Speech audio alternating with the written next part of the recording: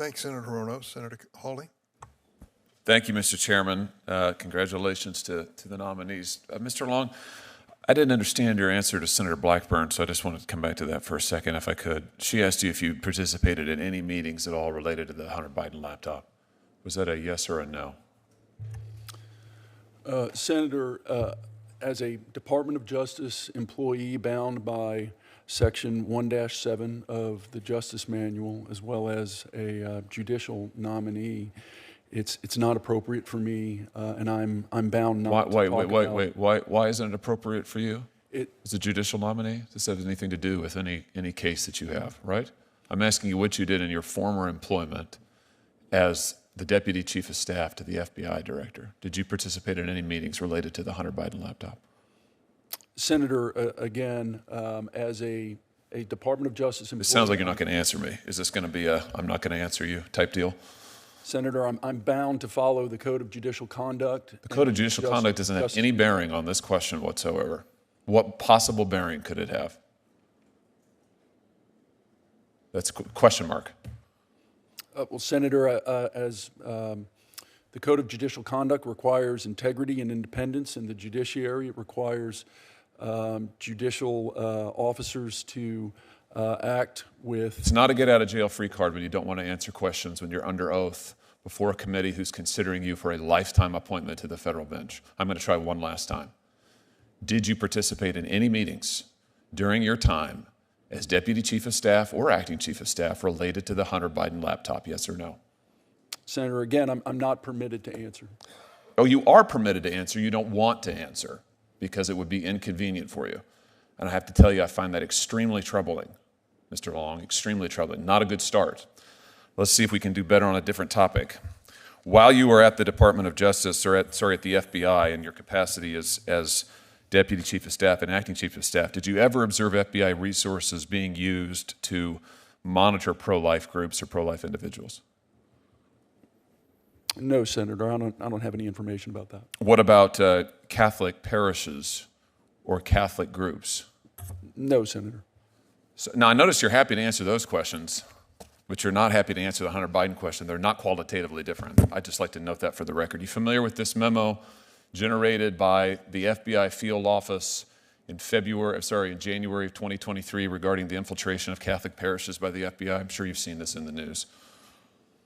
I've not seen that memo, but I've seen news reports relating to that memo. Well, let me tell you what's in the memo. In the memo, the FBI field office in Richmond recommends infiltrating Catholic parishes that it deems traditionalists. This was supposed to be a routine confirmation hearing. Instead, it turned into one of the most intense exchanges on Capitol Hill this year. A senator presses a judicial nominee with a simple yes or no question about the Hunter Biden laptop. The nominee refuses. What follows is a back and forth that leaves the room visibly tense, and ultimately leads to open opposition to the nomination.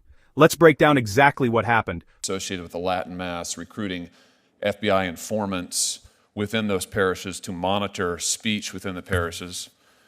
The House Judiciary Committee has later learned, this is in a letter dated April 10th, 2023, that the FBI relied on at least one undercover agent to produce its analysis in this memo.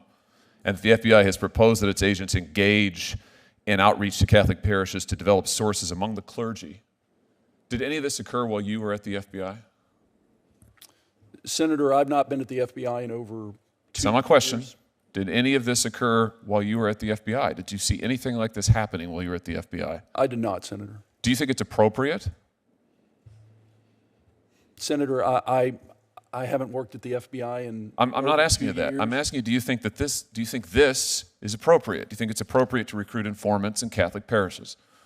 Senator, I don't know the circumstances underlying that memo. I have not reviewed that memo. It wouldn't be appropriate for me to comment on it. It's not appropriate for you to comment on whether or not the federal government of the United States should be infiltrating religious entities and organizations and trying to recruit informants and sources in the clergy? You don't have an opinion on that? You want a lifetime federal appointment to the judiciary to conduct impartial justice, but you can't say that this is inappropriate? You know, let me give you a refresher course. The Attorney General of the United States sat right where you were sitting, and he couldn't run away fast enough from this. He said it was a gross abuse of department authority. He claimed that it had never happened. he was not telling the truth, it turns out. But he said that if it was happening, he put a stop to it immediately, because it was grossly inconsistent with the First Amendment of the Constitution of the United States. Can you say that? Senator, that wasn't that memo and the conduct that it relates to wasn't anything that I would have discussed. I'm not asking you that. I'm asking you whether or not you can say as a jurist, as a lawyer, as a member of the bar, as an American, whether this is appropriate to be recruiting informants in Catholic churches, to be using federal government resources to go after clergy in Catholic churches, to be designating and treating members of Catholic parishes as terrorists. Is that appropriate or not? Senator, again, based upon my experience at the FBI, this was not something that we ever discussed. This was not, I've never seen that memo before. It would not be appropriate for me to comment. I cannot believe your answers. I cannot believe that I can't believe anybody who would come before this committee would look at this and look at what they have tried to do and just listen to the Attorney General, for heaven's sake, and would not say it's grossly inappropriate, this should never happen. I'm absolutely stunned by this. And for that reason, among others, I cannot support your nomination. Thank you, Mr. Chairman. Senator Lee. Mr. Maddox, I'd like to start with you.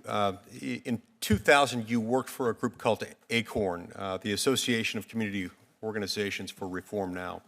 It's a left-wing organization, an advocacy group mired in scandal over allegations of election. For a more profound political discourse, please like, comment, and subscribe for more further insights.